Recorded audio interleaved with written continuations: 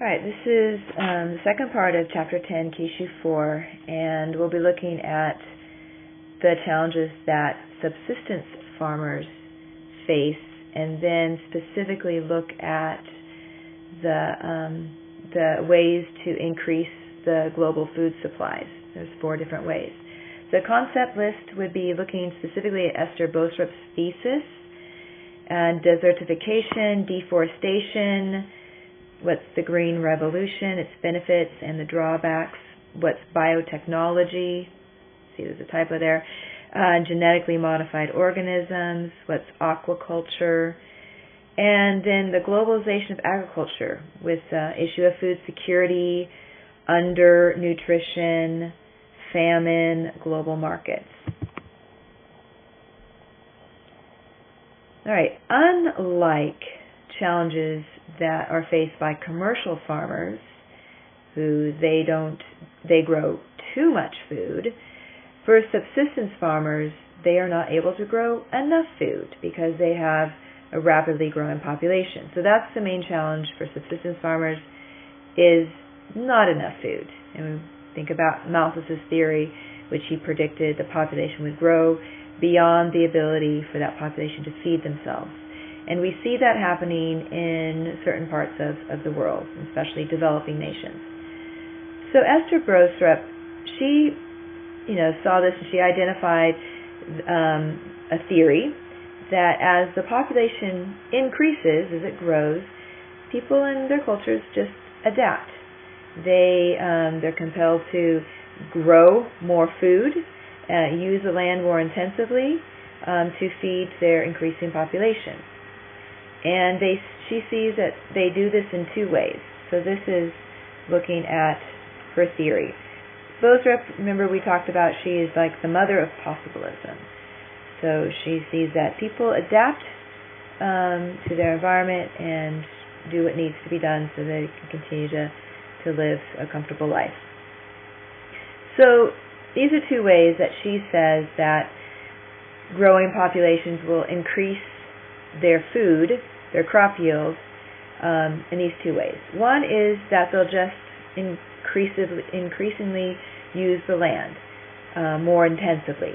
So they'll leave the land to fallow, to rest for shorter and shorter periods of time. If you think about traditional agriculture, it's really shifting cultivation, where people would grow food in an area for a few years. They'd clear the forest, they'd grow food, and because largely it's a tropical environment and the land is not fertile, they can only grow for maybe 2 or 3 years, then they leave that land and they move to another land. And depending on how crowded it is in the area that they are shifting cultivating, they might leave the land up to 20 years, which would allow the forest to grow back. That would be a forest fallow. And then as population grows, there is not as much land to share with the growing population.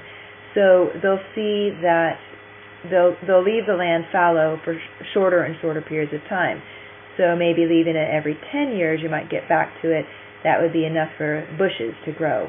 And then maybe even 2 years, and then only once a year, and then you've got multi-cropping, where there are several crops grown a year. And we actually see this happening now in Asia, where there's a growing population, and you've got lots of farmers that have these small plots of land, and they have to intensively grow food on these small plots, so they might grow many crops, 2 or 3 crops a year to grow the foods that they need to eat. So that's one way, is to just leave the land fallow and more intensively farm, and more people farming more intensively.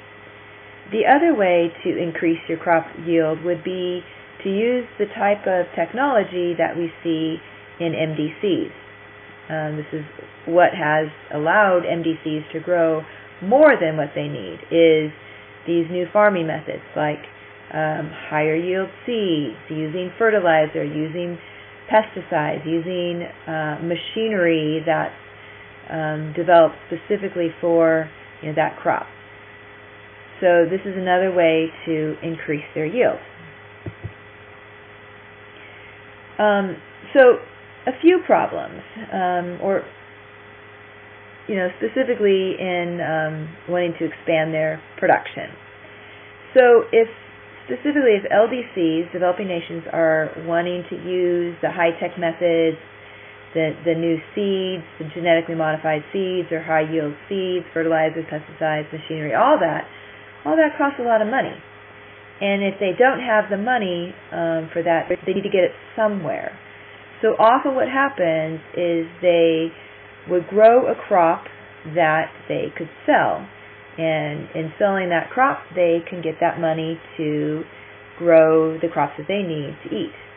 So they'll choose a crop that an MDC would want. They would grow a cash crop that they would be able to export to get the money to be able to grow more food for themselves. But what happens is this money, this is taken away from growing the food that they need for the population. They're growing cash crops to sell to MDCs to get the high-tech methods and high-tech seeds to grow the food they need.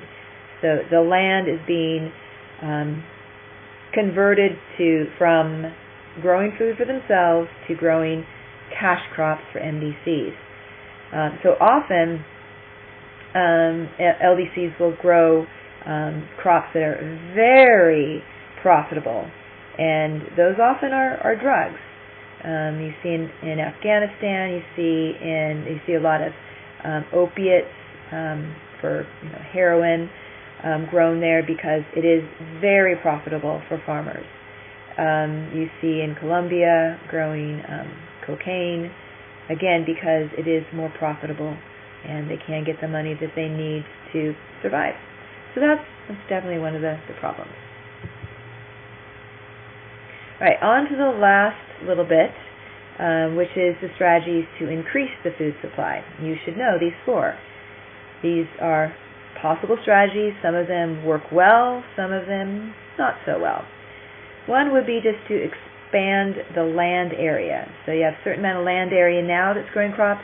We'll just get more land area to grow more crops. So that would be one way.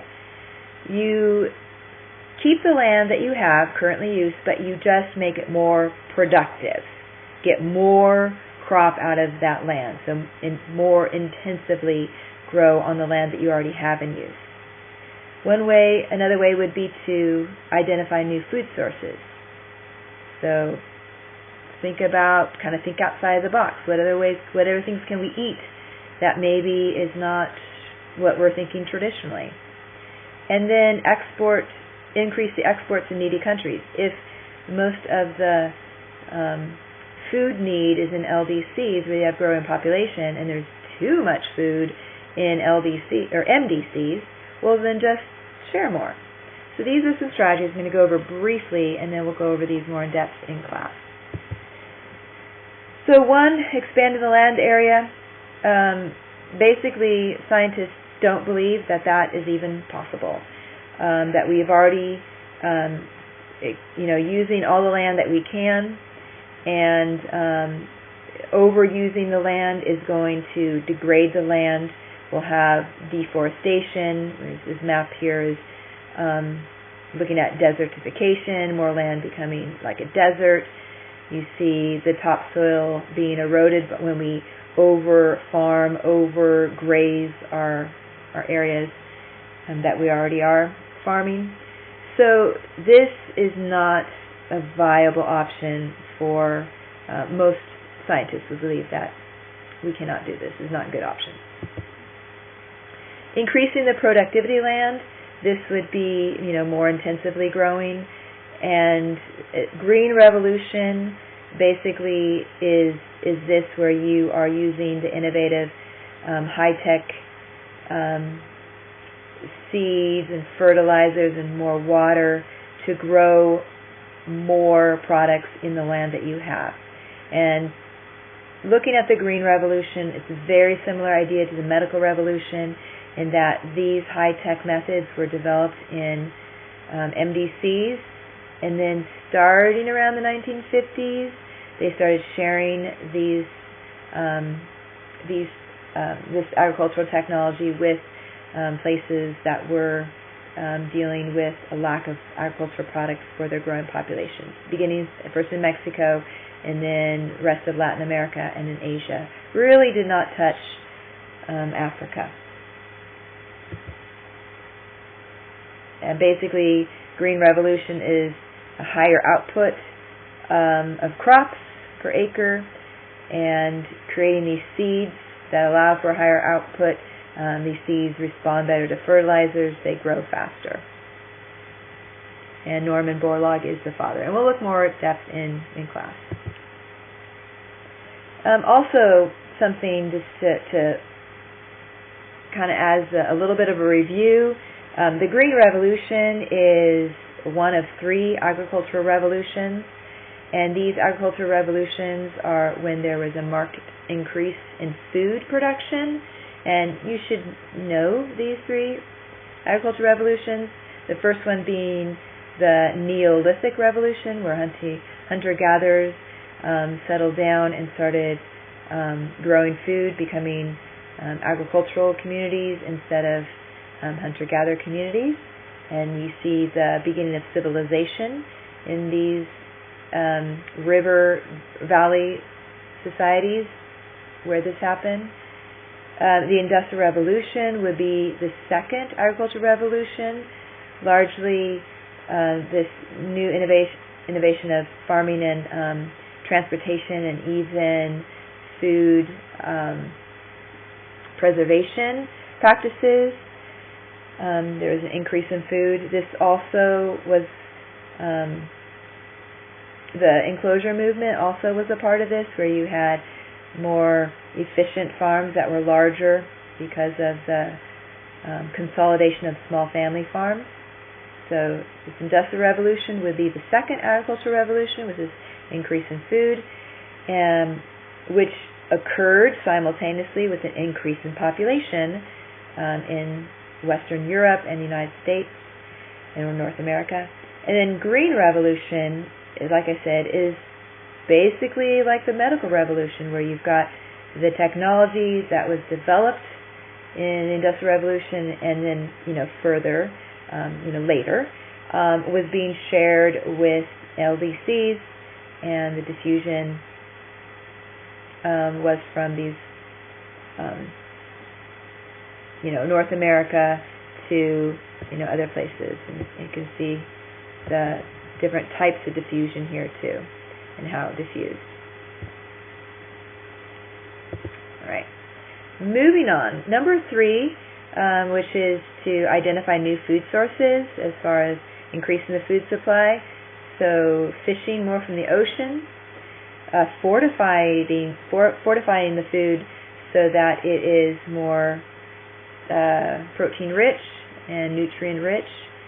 And then thinking about other foods that we might have not considered before, maybe bugs or soybeans or other things, or seaweed, things that we might not typically think are food worthy. It's kind of just mind over matter. Maybe we just need to think outside the box about our types of food. Fishing oceans is great, but there is a problem with overfishing, and so because of that, aquaculture has become very, very popular in basically raising fish in tanks or in pools of water. So it's kind of fish farming. Fortifying foods, like I said, is a possibility. The problem with this is that most LDCs eat straight from their farm, so the food that they eat is not processed in any way. So it would be difficult to get this kind of food to people who are growing their own food and who are in need of food. And then thinking about other sources of food, basically we're up against cultural taboos. Some people think certain things are food or not food, and this is definitely getting beyond those cultural or religious taboos. And the last one is looking at just increasing exports to needy countries. And, this is happening. However, we're also seeing an increase in use of our corn for biofuels. So we don't necessarily have an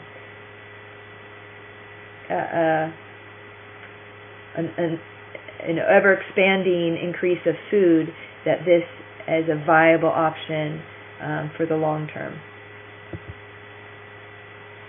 The food crisis, the global food crisis, largely is happening in Africa, especially in areas where there is a lot of famine. The environment is not conducive to growing crops, and these would be two areas in Africa. Would be the Horn of Africa, which you see over here, Ethiopia, Somalia, and Sudan, and then the Sahel, which is on the fringe of the Sahara Desert. And these areas are subject to over-farming and over-grazing and exhausting the soil and causing the land to become more desert-like. You don't see the Green Revolution really affecting Africa. During the time that the Green Revolution was spreading to Latin America and Asia in the 50s, 60s, 70s, even into the 80s, Africa was fighting for their independence. As you have the first countries like Ghana becoming independent from its colonial masters, the British, in early 1960s. So there was a lot of war going on, a lot of conflict, and then Africa just does not have the same infrastructure like Asia and Latin America. When I say infrastructure, I'm talking about road systems or stable government systems, education, hospitals, and such like that. So you really don't see the Green Revolution affecting Africa. So looking at Africa's food supply in relationship to its population, people would believe that Thomas Malthus got it right for Africa, that there is population growing beyond the food they are able to grow. They are growing a lot of cash crops to have money to grow for other things, to get the kinds of equipment and fertilizers and stuff like that. And not only just not having enough calories, the type of calories that they have are not able to sustain the nourishment for people in sub-Saharan Africa. So you look here at this chart and you see proportion undernourished. You see from 1980 to 2000, more than one-third, or about one-third of people in Africa are not getting the nourishment they need, enough protein, enough calories.